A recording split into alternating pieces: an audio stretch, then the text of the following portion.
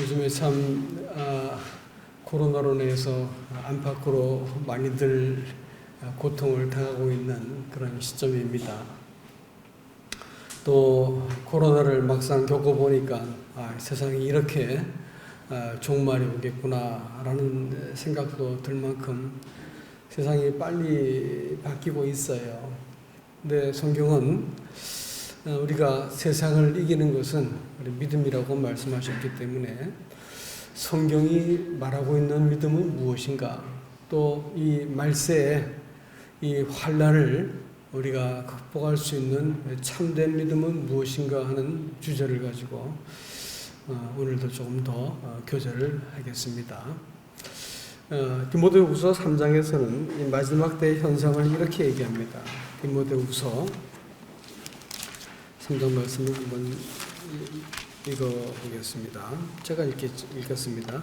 너희는 이것을 알라. 말세에 고통하는 때가 이르러 사람들이 자기를 사랑하며 돈을 사랑하며 자랑하며 교만하며 비방하며 부모를 거역하며 감사하지 아니하며 거룩하지 아니하며 무정하며 원통함을 풀지 아니하며 모함하며 절제하지 못하며 사나우며 선한 것을 좋아하지 아니하며 배신하며 조급하며 자만하며 쾌락을 사랑하기를 하나님 사랑하는 것보다 더하며 경건의 모양은 있으나 경건의 능력은 부인하니 이 같은 자들에게서 내가 돌아서라 라고 말하고 있습니다. 이게 이제 말세에 나타날 현상에 대해서 성경이 우리에게 이와 같이 말해주고 있습니다.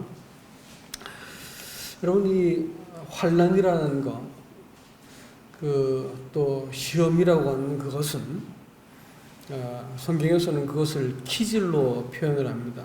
젊은 분들은 이게 뭔지 잘 모르시겠지만 이렇게 이제 껍질을 이렇게 빻아가지고 곡식과 껍질이 같이 막 빠지면 이게 이제 이렇게 어느 정도 깨지기도 하고 분리가 되겠죠. 이걸 이제 넓은 이렇게 이 대나무로 만든 이렇게 판에다 올려놓고 휙 올려서 떨어뜨리고 바람이 이렇게 불면 죽정이가 휙 하고 날아가는 거예요. 이 키즈를 알곡을 걷어내기 위해서는 이제 절구질 같이 해가지고 이 껍질을 알맹이로부터 분리시키는 일이 하나 필요하고, 두 번째는 이걸 휙 날려가지고 이 죽정이를 날려보내는 일들 두 가지가 다 필요할 겁니다. 우리가 환난과 때로는 시험을 만나는 이유는 바로 이와 같이 우리가 믿음이라고 생각했던 그것이 어느 순간 툭 하고 깨져버리고 날아가게 되어지는 그런 과정은 우리가 시험을 겪지 않고는 결코 불가능한 것이기 때문에 주님께서는 우리에게 이와 같은 시험을 허락하시는 겁니다.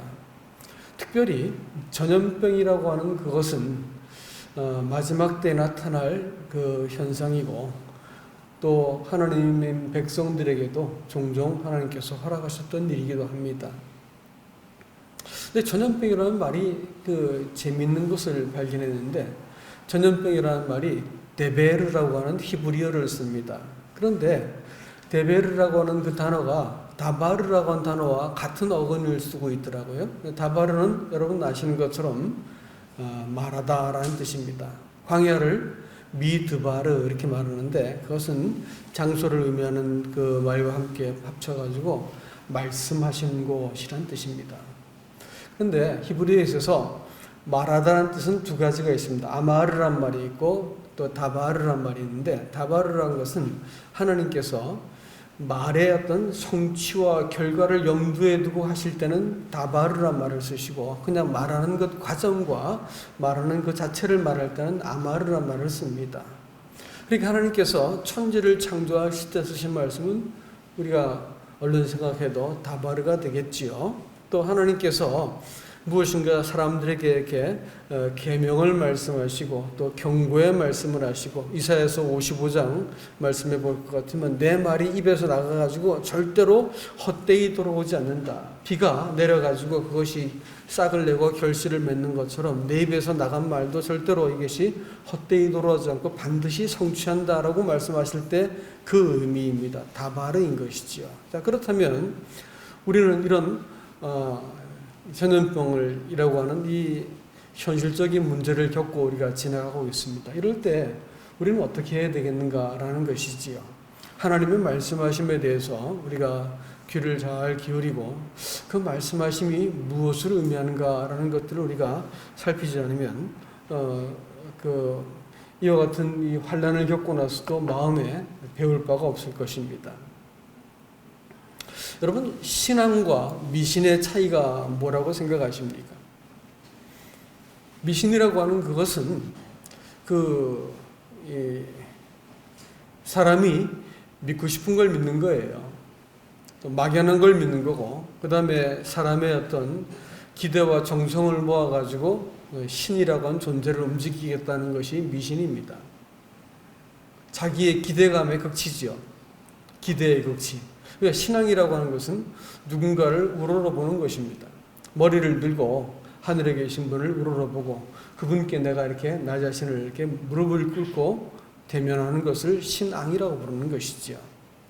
그러면 이런 이제 전염병을 만났을 때 우리가 해야 될 일이 뭘까요? 여러분, 예수 믿으면 절대로 이 병에 걸리지 않습니다. 분당 북부교회에 나오면 절대로 이 전염병에 걸리지 않습니다. 이렇게 말하면 뭐가 될까요? 그럼 두말할 것 없이 미신이 될 겁니다. 신앙은 뭘까요? 여러분, 하나님 전염병을 두려워하지 마세요. 하나님을 두려워하셔야 됩니다. 라고 말하면 신앙이 되는 겁니다, 여러분.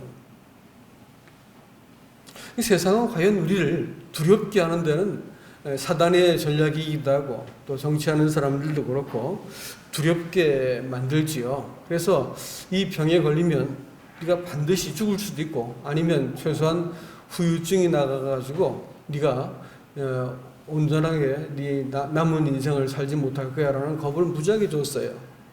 근데 그 연세가 85세가 되신 분도 아무런 문제 없이 잘 이렇게 넘어오셨고 우리 가운데 아무도 후유증을 앓고 있는 분이 안 계십니다. 거짓말이었다는 뜻을 알 수 있죠. 확률로 놓고 보더라도 죽은 사람이 이렇게 많지 않아요. 우리나라 다 따지고 봐도 뭐 독감이나 뭐 감기 걸려도 그만큼씩은 다 죽는 것이지요. 근데 그거 두렵게 만들었어요. 무엇보다도 더 아주 질이 나쁜 것은 뭐냐면 걸리는 사람은 나쁜 사람인 거예요. 죄인인 거예요. 회사가 되었든 뭐가 되었든 걸렸다 하면 그 사람이 아주 책임을 지고 무슨 병균 덩어리고 이 숙주같이 여겨가지고 사회에서 이렇게 더 이상 배척을 받도록 이렇게 만들어 준 것이 이 사단의 전략이뿐 아니라 이 유정자들이 갖고 있는 나쁜 그 정책이었습니다.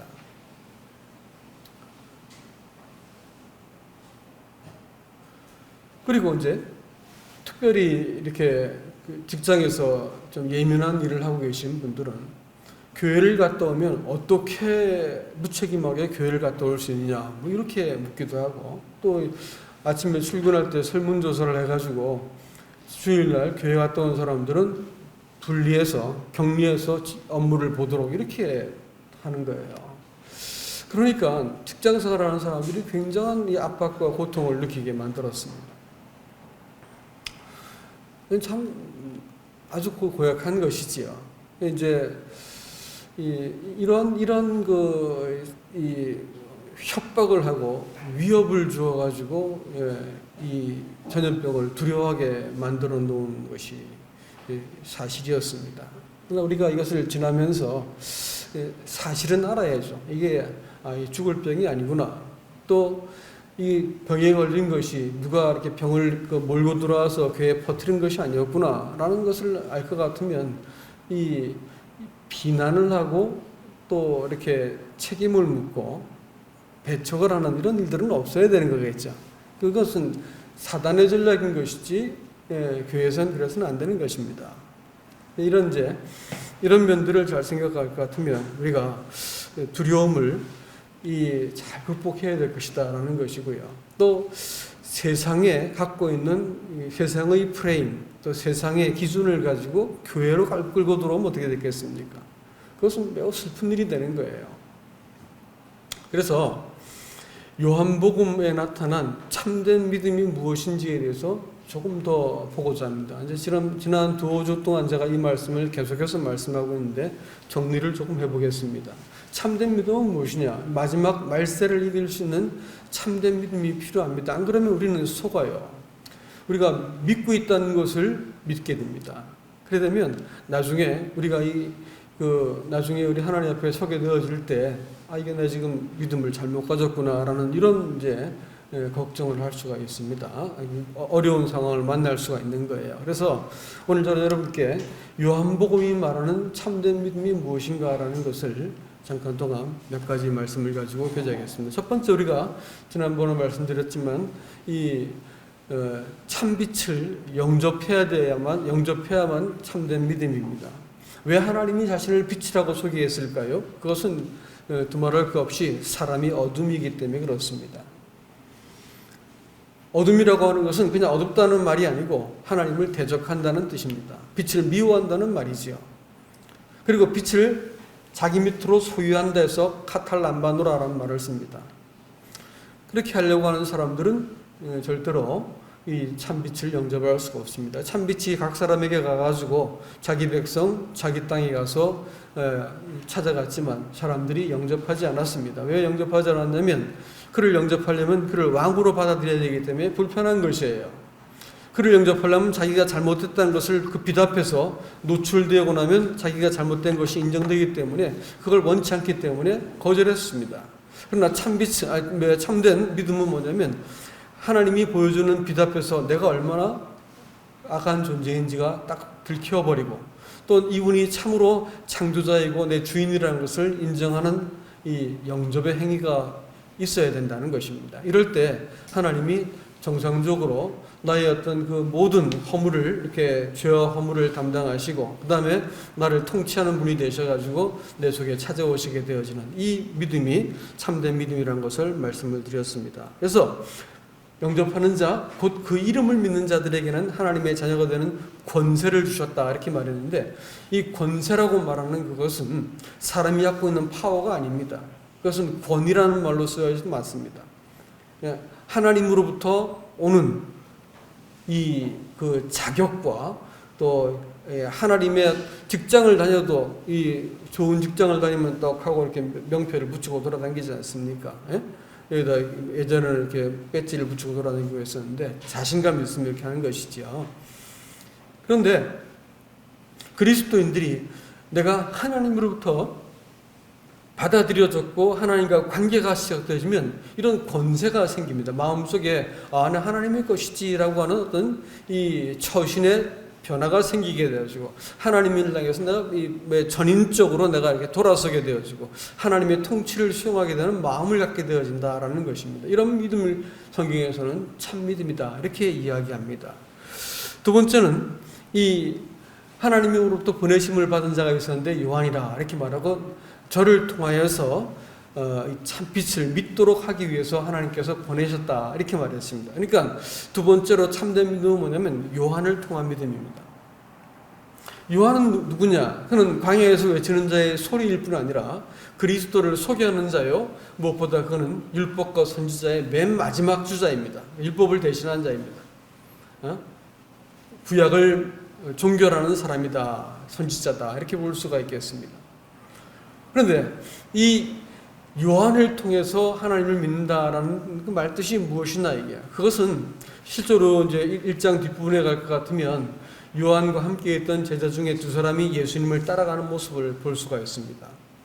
정상적인 신앙은 요한을 통해서 예수님을 만나는 거예요. 율법을 통해서 은혜를 대면하는 사람이죠. 율법은 사람한테 뭘 요구할까요? 사람의 모든 죄와 허물을 들춰냅니다. 사람의 모든 부패함과 무능함을 들춰내는 거예요. 그러니까 사람이 하나님의 이 영광 앞에 설 때, 이 법 앞에 설 때 내가 얼마나 무능하고 부패하고 구제불능인 존재인지를 알지 못한 채 내가 이거 믿을 만한 거구나, 이거 한번 믿어볼까? 이렇게 신앙이 시작되는 게 아니라는 거예요. 신앙은 내가 해도 안 되는 이 좌절감과 이 부패로 인해서 내 속에서 눈꼽만치도 선한 것이 없다는 것이 확인이 돼야만 인본주의 같은 이 허튼 이 신앙의 칼날을 자꾸 디밀지 않죠. 하나님 앞에서 제가 가끔 하지만 말씀을 이렇게 드리는 것이지만 어떤 종과 주인이 같이 일을 하고 집에 들어왔어요. 그래가지고 주인한테 종이 너는 나한테 와가지고 빨리 밥을 잘 차려놓고 가서 오늘 먹든지 말든지 해라 이렇게 얘기합니다. 그 얘기를 했더니 어떤 사람이 팍 하고 화를 내는 거예요. 듣고 있다가 어떻게 하나님이 그럴 수가 있냐 이렇게 말을 하더라고요. 그건 뭔가 잘 몰라서 그런 것이죠. 기본적으로 하나님하고 관계를 사람이 이해를 못하고 인본주의적인 어떤 입장에서 신앙을 이해하고 하나님을 알고 있었으니까 이제 자기가 갖고 있는 상식과 합리성을 딱 벗어나면 신앙이 다 깨져버리는 것이죠. 율법이라고 말하는 것은 사람을 밑바닥까지 다 들춰내버려요. 얼마나 무능하고 부패한지를 다 보여준다고요. 사람 안에 있는 선이란 것이 그야말로 이게 오물덩어리라는 것을 알기까지는 사실은 진심으로 하나님께 두 손을 바짝 들고 당신 아니면 난 잠시도 못 살겠습니다. 당신 아니고선 내 속에는 눈꼽만치도 선도 없습니다. 당신이 아니었더라면 나는 정말로 이 오물덩어리에 불과한 존재입니다. 이렇게 이제 고백이 저절로 나오게 되어 있는 것이지요. 그래서 율법은 사람을 정죄해서 누구에게로 몰아간다고요? 그리스도 앞에 몰아가는 거예요. 요한을 통하지 않는 신앙은 거짓 신앙입니다. 그 다음에 요한은 굳이 강조한 말이 나는 빛이 아니다. 내 뒤에 오신 분이 계신데 그분이 나는 그분의 신들매도 풀 수 없다. 그분이 참빛이다. 그분이 그리스도다라고 말하는 거예요. 왜 이런 말을 자꾸 반복하는 줄 아세요? 자기 자신이 그렇지 않다는 것을 말할 뿐 아니라 그렇게 믿고 싶은 주변 사람들이 많은 거예요. 사람들은 사람을 자꾸 세워가지고 이렇게 자기의 인도자가 되어주기를 바라지요. 그래서 사람을 선교도로 만들고 사람이 인도자가 되면 뒤에서 조정이 가능하거든요. 그러니까 사람을 자꾸 세우려고 들었습니다. 그러니까 자꾸 딱 잘라가지고 나는 빛이 아니다 이게. 나는 그 빛으로 소개하는 사람이지 빛이 아니라는 말을 자꾸 강조하는 겁니다. 여러분 신앙생활 또 교회 공동체라는 것을 놓고 보고 또 출애굽 이후에 광야를 지나갔던 사람들을 이렇게 놓고 봤을 때도 그들이 하나님으로부터의 그 부르심과 사명을 알고 그들을 인도하시는 이가 하나님이라고 사실을 안 사람들만 2사람만 들어갔습니다. 나머지 사람들은 하나님이 아니라 누가 인도자였을까요? 모세가 인도자였어요. 뭐 수틀리면 너희들이 나 불러내서 여기 죽이려고 그러는 거구나. 그래가지고 돌을 들고 모세를 공격했어요. 약점이 보이면 언제든지 비난을 하고 우리가 애굽으로 장관을 서서 돌아가자 이렇게 말을 했습니다. 끊임없이 사람이 문제였어요. 교회는 머리가 누구일까요?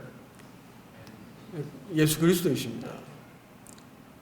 구원은 하나님 편에서 의도하신 것을 사람한테 펼쳐 보인 것이 구원이지 내가 받으려고 노력해서 얻어낸 것이 아니에요, 여러분.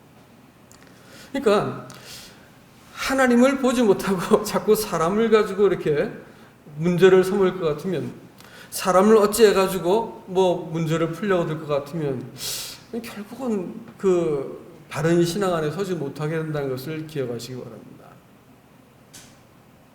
그래서 나는 빛이 아니야. 난 그리스도가 아니야. 나는 단지 소개하는 사람이야 라고 자꾸 말하고 있는 거예요. 그래서 그리스도인들이 누가 되었든지 교회 인도자들은 지도자가 아니죠. 인도자들은 그리스도를 잘 소개해주고 그들이 그리스도를 쫓아갈 수 있도록 만들어주는 사람이 인도자인 것입니다. 그들이 갖고 있는 권위라고 하는 것은 이와 같은 일들을 위해서만 가능한 것이에요. 그 밖의 권위는 허용된 것이 없습니다. 그리스도인들은, 인도자들은 성도들이 하나님과 더불어 관계 맺고 예수 그리스도를 통해서 하나님을 대면하고 살 수 있도록 만들어주는 그 같은 역할들을 하는 것이다 라는 것입니다. 그러니까 여러분들 이런 점에 있어가지고 요한을 통하지 않은 신앙이 거짓인 것처럼 오늘날도 자꾸 사람 주목하면 여러분 망하게 되어 있습니다. 사람 가지고 시비해도 망하게 되어 있습니다. 하나님과 상관하세요. 하나님이 머리를 쉬라고요. 예수 그리스도를 맞대면하지 못한 신앙은 자꾸 사람 의지하고 사람 시비하고 조직 고치려 들고 체대 바꾸려 들어가요. 이렇게 해가지고 문제를 풀어나가는 것은 정치하자는 것이고 세상의 원리를 괴로 갖고 들어오겠다는 거예요. 이건 곤란한 얘기입니다. 잘 기억하시기 바랍니다. 두 제자가 예수님께 보내졌습니다. 요한이 보라 세상 죄를 지나는 어린 양이다 이렇게 하니까 따라다녔어요. 예수님께서 그들을 돌아보시면서 아주 의미심장한 질문을 하세요. 무엇을 구하느냐? 왜 왔니? 뭘 줄까? 머리가 바라지 않고 네가 무엇을 구하니? 이렇게 물었습니다. 아주 뜻밖의 질문이죠. 그러니까 제자들이 뭐라고 말하냐면 주여 어디 계시나이까? 라비 어디 계시나이까? 이렇게 물어봅니다. 그래서 그날 그들이 예수와 함께 거하더라 했는데 거한다는 말이 아주 재밌는 표현입니다. 1장에 나타나는 요한복음 1장에 나타나는 거한다는 표현은 함께 산다라는 뜻이에요. 이상하게 그 단어를 갖다 붙여놨더라고요. 함께 동거한다는 거예요. 그 단어를 갖다 붙여놓은 거예요. 신앙은 뭘까요? 요한의 증거를 받아가지고 예수 그리스도와 동거하는 겁니다. 예? 뭘 구해요? 예수님을 구하는 거예요. 신앙은 결국은 누굴 구하는 거라고요? 천국을 받는 거예요? 죄사함 받는 거예요? 아니에요. 그것들은 부수적인 거예요. 결국은 누굴 구하는 거예요? 예수님 구하는 겁니다. 무엇을 구하느냐? 그러니까 주여 어디 계시나이까? 이렇게 물었던 건 뭐냐면 당신과 내가 함께 있기 원합니다라는 뜻이거든요. 예수와 함께 된 신앙이 바로 마지막 때를 이기는 신앙이다라는 것을 기억하시기 바랍니다. 그런가 하면 참된 신앙은 영광을 본 신앙이라는 것을 지난 시간 말씀을 드렸습니다. 우리가 그 영광을 보니 독생자 영광이요 은혜와 진리가 충만하더라 이렇게 얘기합니다. 여러분 우리 가운데 독생자 영광을 가지고 우리 가운데 함께 하신 하나님 이렇게 생각할 것 같으면 우리는 여기에서 신앙의 기본 이 기반과 터가 바뀌어야 되는 겁니다. 내 모든 존재의 가치는 함께 계신 그분 때문에 내 존재의 가치가 매겨지는 거예요. 그분 때문에 내가 가치 있고 아들처럼 살고 인정받고 정죄받지 않고 어떤 상황에서든지 하나님의 통제와 주관 안에서 우리를 인도해 가신다고 하는 것을 내가 신뢰할 수 있게 되는 겁니다. 함께 한다고 하는 이 신앙 말할 수 없이 존귀한 것이죠. 그 다음에 은혜와 진리가 가만히 들여다보았더니 본다는 말이 본질을 꿰뚫어 보다라는 말이랬죠. 가까이 가서 들여다봤다라는 말이단 말이야. 그랬더니 그분이 은혜와 진리가 충만하신 분이다라는 것입니다. 은혜라고 하는 말이 알고 보니까 네 은혜가 내가 하나님께 무엇을 해서 내가 하나님께 나간 것이 아니고 은혜는 순전히 하나님이 나한테 무엇을 한 것이었구나 하는 것을 알게 되어질 때 신앙에서 내가 어깨에 힘을 빼는 거예요. 내가 그분을 어떤 상황에서도 정죄받지 않고 어떤 연약함 가운데서도 하나님을 의지할 수 있는 관계가 딱 되어진 것을 은혜라고 말하는 거예요. 은혜를 알 것 같으면 사람이 낙심해야 할 것도 없고 자기를 이렇게 책망하고 정죄할 것도 없고 하나님 앞에서 이와 같은 자를 받아주신 하나님에 대해서 내가 새로운 관계 설정이 되어지는 거예요. 이 은혜는 반드시 또 우리를 어디로 데리고 가냐면 하나님의 진리 앞으로 데리고 갑니다. 그러니까 은혜를 깨닫고 나서 그가 예수를 몰랐다. 가짜예요. 은혜를 알았는데 그가 진리를 따라서 행하지 않는다. 그 가짜입니다. 이런 일들이 이 시대만 있었던 게 아니에요. 초대교회, 제가 지난주에 책들을, 인터넷 자료들도 좀 뒤지면서 아주 재밌는 걸 발견했는데, 초대교회 때 있었던 4가지 이단이 있었습니다. 영지주의라는 거 뺄게요. 우리가 기독교가 좀 틀리니까. 근데 영지주의에 직접적인 영향을 받은 마르시온주의라는 것이 있습니다. 이게 뭐냐면, 성경을 통해서 깨달음을 팍 얻고 내가 그 믿음을 딱 갖게 되는 순간 우리는 구원을 받는 거야 라고 말하는 거예요. 그래서 이 사람들은 구약을 안 봤어요. 신약만 봤어. 마태복음 같은 거 안 봤어. 하여튼 구약과 연결된 것은 그것은 허접한 것이다. 왜냐하면 이 사람들이 영지주 영향을 받았기 때문에 구약의 하나님은 저급한 신이었거든요. 신약의 하나님만 참 하나님이야. 그러니까 이 사람들은 마르시온주의자들은 믿음으로 구원을 받는다 해가지고 주로 이제 신약만 읽었고 또 주로 이 사람들은 믿었기 때문에 구원을 받았다고 믿음에다가 이렇게 방점을 팍 찍었다는 거예요. 그래서 이 마르시온이라고 하는 사람이 이 예전에 영지주의였다가 부유한 어떤 그 상인이었었는데 방탕한 삶을 살던 사람이었습니다. 근데 믿으면 된다 그러니까 됐네. 옛날에는 비밀한 어떤 지식을 영지주의적인 지식을 깨달으면 됐었는데 그게 아니라 성경에서 그것을 깨달으면 이제 구원 아닌가? 이래가지고 이 사람들이 믿음으로 구원을 받는 데서 믿었기 때문에 구원을 받는 이것을 가르치기 시작했어요. 이것이 굉장히 커다란 교회 가운데 해악을 끼쳤습니다. 이것은 시대를 바꿔가면서 계속해서 얼굴을 바꿔가면서 이름을 바꿔가면서 이 하나님의 교회와 참된 복음을 교란시킨 마르시온주의입니다. 오늘 한국 교회에도 이 마르시온주의가 한국 교회를 망가뜨려. 이렇게 많은 기독교인들이 있는데 이렇게 비도덕적인 이 일들이 자꾸 늘어나는 일들은 이유는 뭘까요? 한국 교회가 갖고 있는 복음이 마르시온주의에 설득당한 겁니다. 믿었기 때문에 구원을 받았다는 거예요. 그러니까 믿음이란 행위를 했기 때문에 자격이 있다는 거예요. 아니요, 그런 적 없어요. 그런 구원은 성경적인 구원이 아니야. 하나님이 다 해놓으신 걸 보고 나니까 내가 입을 가리게 되고 믿어져 버리게 되어지고 하나님께 무릎을 꿇게 되어지고 하나님의 이 영광 앞에서 사람이 파가고 엎드러지는 것이죠. 그러니까 믿어진다는 말이 맞는 거야. 마르시온주의에 속지 않길 바랍니다. 두 번째는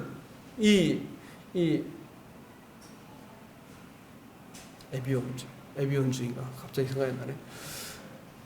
그건 또 하나가 제가 내기한 에비온주의인데 그건 뭐냐면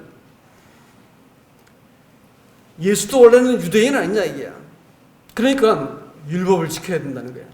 그래서 바울이 한 저작에 대해서 굉장히 미워하고 바울을 거절합니다. 신약 성경은 오로지 마태복음만 보았어요. 구약 신약 성경을 주로 봐가지고 사람이 행위를 통해 가지고 온전해진다 이렇게 말을 한 거예요. 그래서 이 사람들도 아주 커다란 무리를 지어서 소위 우리가 말하면 율법주의죠. 행위가 없는 구원은 구원도 아니야 이렇게 말해가지고 믿을 때 온전한 상태가 되도록 하기 위해서 수행하고 이렇게 만들어가 에비온주의였습니다. 그 다음에 세 번째가 몬타누스주의입니다. 이 사람은 뭐냐면 이 성령께서 계시를 주신 거야. 갑자기 성령이 어떤 이상현상이 일어나기 시작해서 성령을 경험하고 체험하기 시작합니다. 감정이 고조가 되기 시작하고 이렇게 됐습니다. 그래가지고 성령을 체험하자는 신앙은 다 가짜야 라는 말들을 하기 시작했어요. 여러분 이것도 그때 그러고 끝난 게 아니었어요. 초대교회 때 그러고 끝난 게 아니었어요. 세월을 바꾸면서 자꾸 이렇게 나타나다가 요즘에 와가지고 이 마지막 때 또 이렇게 기승을 부리고 있죠. 율법주의, 은사주의, 또 하나는 뭐예요? 믿음주의라고 말하는 거예요. 이것들이 초대교회, 하수 초대교회를 괴롭혔던 이단들이었습니다. 그러면 지금 이 시대는 그런 게 없을까요? 똑같아요. 똑같습니다. 생각을 잘 하셔야 됩니다. 우리가 참된 믿음을 잘 보지 못하면 이 거짓된 믿음을 참 믿음이라서 속고 살고 있다가 나중에 황당한 일을 당하게 될지도 모릅니다. 여러분, 믿음이라는 말, 오늘 진리가 은혜와 진리가 충만하더라 이렇게 말했는데 진리가 너희를 자유케 한다라는 말씀을 요한복음 8장 33절은 말하고 있습니다. 근데 진리라는 말이 아주 재밌는 단어입니다. 그것은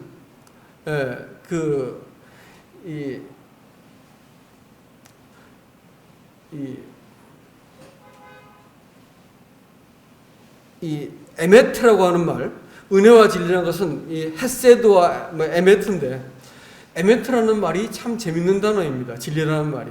여기서 어떤 단어가 나오냐면 이 아만이라고 하는 동사에서 나오는 말인데 이것은 견고하다, 신실하다, 굳건하다라는 아만이라는 동사에서 나오는 것이 에메트입니다. 그리고 여기서 어떤 단어 나오면 아멘이라는 말이 나옵니다. 그 말 그대로 꼭 이루어지길 바랍니다라고 한 뜻에서 아멘이라는 말을 우리가 쓰고 있죠. 여기서 나온 단어가 뭐냐면 에무나라고 하는 단어입니다. 에무나라는 뜻이 뭐냐면 믿음이라고 하는 단어입니다. 그렇다면 믿음이라고 하는 단어는 내 지적인 동의나 감정적인 어떤 체험과 감정적인 고조된 어떤 동의가 아니겠지요. 믿음이란 말이 뭘까요? 그것은 견고함이라는 뜻입니다. 신실함이라는 뜻이고 충성됨이라는 뜻입니다. 그래서 마태복음 25장에서는 착하고 충성된 종아 이렇게 말씀하실 때 그 충성이라는 말이 에무나라는 말이 신약 성경에서는 그걸 피스티스라 부르는데 같은 단어입니다. 그것 역시 그것도 견고함, 충성됨, 신실함이라는 말을 굳건함이라는 의미를 갖고 있는 단어입니다. 그러니까 착하고 충성된 종아 이렇게 말할 때 충성된이라는 말은 믿음이라는 단어를 써서 피스티스라는 말을 씁니다. 그러니까 충성되다는 말이 믿음이라는 말이에요, 여러분. 그러니까 하박국서 2장 4절 말씀에서 거기서 49번이나 이 에무나라는 단어가 구약 성경에 등장하는데 딱 한 번만 그것을 믿음이라 번역한 것이 하박국서 2장 4절 말씀입니다. 오직 의인은 믿음으로 말미암아 살리라 할 때 말할 때 그 믿음으로라는 단어가 거기서는 이 에무나라는 단어를 쓰고 있는 거예요. 딴 데는 다 뭐로 썼다고요? 충성됨, 신실함, 견고함 이런 의미로 쓸 때는 언제나 에무나를 썼는데 거기서만 이상하게 믿음이라는 말을 씁니다. 여러분, 이스라엘의 범죄로 인해서 이스라엘이 하나님의 징계를 받게 됩니다.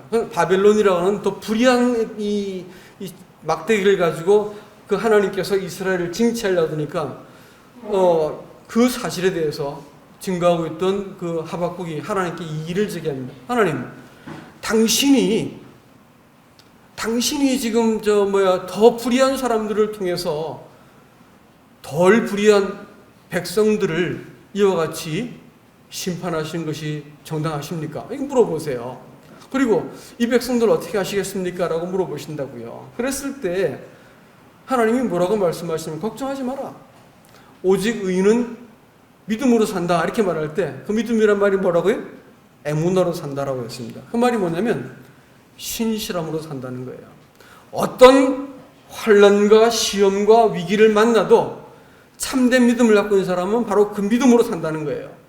그 믿음은 반드시 사람의 배후에서 사람을 일으키는 힘이 있다는 거예요. 그래서 마지막으로 마지막 세대를 살아갈 수 있는 참된 믿음은 뭐냐면 여러분, 그의 충만한 데서 받으니 은혜 위에 은혜라고 말했습니다. 여러분, 신앙생활이 사람의 의지에 달린 게 아니에요. 신앙생활이라고 하는 것이 사람의 결심과 능력의 어떤 이 집중력에 달리는 것이 아니라고요. 죄를 안 짓고 싶다고 안 짓는 게 아니고요. 예? 내가 무슨 선을 행하고 싶다고 행하는 게 아니에요. 죄를 짓는 것은 왜 죄를 짓는 줄 아십니까? 신앙생활은 모두 어디에 달리는 그 배후에 달리는 거예요. 배후에. 죄를 짓는 것은 사단이 그를 유혹하고 사단에게 내 마음을 허용하고 열어놓은 만큼만 죄가 들어와가지고 사람을 망가뜨려 버리는 거예요. 아세요? 사람이 자기적으로 죄를 짓는 게 아니고 사실은 내가 열어놨기 때문에 사단이 들어와서, 그렇기 때문에 그렇게 형편없는 생각들, 앙큼한 죄를 또 이렇게 아주 그 교활한 이 죄를 사람이 지을 수 있는 거예요. 아세요? 사람이 죄를 이렇게 아주 험악하게 지을 수 있는 것은 누가 들어오는 거라고요? 죄가 들어와요. 사단의 정신이 들어오는 거라고요. 그것은 구원받은 사람은 내가 열어놓지 않으면 절대로 죄가 들어오지 못하는 거 아세요? 이것이 로마서 6장이 말하고 있는 진리입니다. 구원받기 전에는 죄가 우리를 지배했기 때문에 내가 원하지 않아도 죄를 지을 수밖에 없었습니다. 그러나 구원받은 성도는 죄의 권세로부터 사람이 끊어졌기 때문에 그때부터는 사람이 거기에 지배를 받지 않습니다. 다만 내가 동의해서 열어놓으면 사단이 들어오는 거예요. 그 다음에 그 성도가 죄를 이기고 의로운 삶을 살아가는 근거는 뭘까요? 내 힘이라고요? 아니에요. 오해하지 마세요. 그것도 다 배우입니다. 배우. 하나님이라고요. 하나님의 성령이라고요. 내가 마음을 열어놓은 만큼, 내가 동의한 만큼, 내가 의지한 만큼 하나님께서 내 삶을 통해서 하나님께서 일하시는 거예요. 예? 그리스도의 삶이 여러분 어렵다고요? 불가능해요. 하나님이 도우지 않고 성령께서 개입하지 않으면 그리스도의 삶은 애초부터 불가능한 것입니다. 그 거룩함, 그 진실함, 그 성결함은 사람에게 나오는 게 아니라고요. 하나님이 주시는 거예요. 신앙생활은 다 뭐에 달려 있다고요? 배후에 달려 있습니다. 그렇기 때문에 내가 어떤 결정을 하고 어디를 향해서 문을 여는가에 따라서 신앙생활이 싹 바뀌어버리는 거예요. 그러니까 말이죠. 그리스도인의 이 로마서 6장에서 뭐라고 말했냐면 너희 몸을 너희 지체를 불의의 병기로 들이지 말라 이게 아주 치명적이던데 병기 자체가 무슨 이게 병기 자체가 무슨 이게 치명적이겠어요. 그걸 쥐고 있는 사람이 잘못 사용할 때는 아주 위험한 일이 벌어지는 거 아니겠어요? 그렇죠? 그러니까 그리스도인들이 내 몸을 가지고 내가 누구에게 문을 열어줘 버리면 죄는 아주 흉악하게 내 인생과 주변 사람들 고통을 줄 겁니다. 의도 마찬가지예요. 내가 병기로 하나님께 드려져서 하나님께 순종하고 그 말씀을 따르기 시작하면 하나님이 나를 통해서 상상할 수 없는 큰 일을 행할 수 있습니다. 이것이 신앙생활의 믿음의 비밀인 거예요. 그러니까 이런 믿음을 갖고 있으면 우리가 살면서 답답한 일을 만나죠. 시험으로 한계를 겪습니다. 문제 앞에서 어쩔 바를 모를 일들을 많이 겪습니다. 근데 내가 이 영적인 배우를 알고 이 기초를 이해하고 있으면 나는 이럴 때 이것도 저것도 못하겠으면 기다리는 거예요. 그것도 안 되면 잠이라도 주무세요. 하나님이 할 때까지 이건 우리의 소관이 아니고 하나님의 소관입니다라고 내가 의지하기 시작할 때 하나님께서 비로소 손을 움직이시는 거라고요. 신앙생활은 내게 달려있는 게 아닙니다. 하나님께 달려있는 거예요. 그렇기 때문에 내가 어떤 선택과 결정을 하는 것은 굉장히 중요한 문제입니다. 그리고 이 점에 있어가지고 하나님은 성도에게 어떻게 우리가 무엇을 이루어서도 자랑하지 말라라는 거예요. 왜냐하면 네가 한 게 아니지 않냐. 누가 하신 거예요? 하나님이 하신 거죠. 그렇죠? 내가 무엇을 했고 얼마큼 일을 얻고 어떤 성취를 했어도 그리스도인이 자랑할 게 있을까요? 자랑할 게 없어요. 하나님이 하셨기 때문에. 자, 그리스도인이 자빠져가지고 형편없게 되었어요. 그것도 어떻게 돼요? 아이고 이 병신 이 쪼다 이러면서 자기를 책망해야 된다고요? 그렇게 하지 말라 그랬어요. 자백하라고 했다고요. 주님 그거 제가 선택 잘못했습니다. 잘못했어요. 그래서 자백하면 하나님께서 거기서 우리를 딱 바꿔주겠다는 거예요. 이건 뭘 말하는 거예요? 신앙생활의 근거가 나한테 있다는 거예요? 아니라는 거예요. 내 배후에 있다는 거예요. 태도를 바꾸라는 거예요. 자랑할 게 없다는 거예요. 태도를 바꾸라는 거예요. 자백을 하는 거예요. 하나님 앞에서. 그러면 하나님께서 다시 그 막혔던 수원이 팍 트여지기 시작하고 하나님이 나를 통해서 자기 일들을 행하시는 거예요. 신앙생활 이 믿음의 비밀입니다. 이 믿음 아니면 우리는 환난을 이길 수 없어요. 이 믿음이 아니면 우리 시험을 이겨낼 힘이 없습니다. 하나님이 내 마음을 회복시키시고 나에게 새로운 능력을 주시고 모든 걸 하시는 거예요. 이 믿음 아니면 우리는 이 말세에 겪게 되어질 우리의 환경, 우리의 상황, 사단의 이 공격으로부터 절대로 이길 수가 없을 겁니다. 참된 이 믿음 안에서 우리가 더 설 수 있기를 주님의 이름으로 축복합니다. 이상입니다.